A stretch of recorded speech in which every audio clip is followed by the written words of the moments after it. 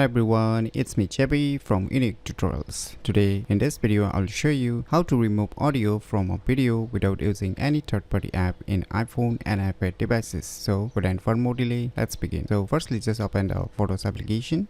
And now say I have one video file as you can see here, which is audio. So let me open it. So now you need to click on the edit button, and now on the left side you can see here a volume button. Just tap on it. So we have silent or muted, and now just click on this three dot icons on the right side, and now just click on this save as duplicate.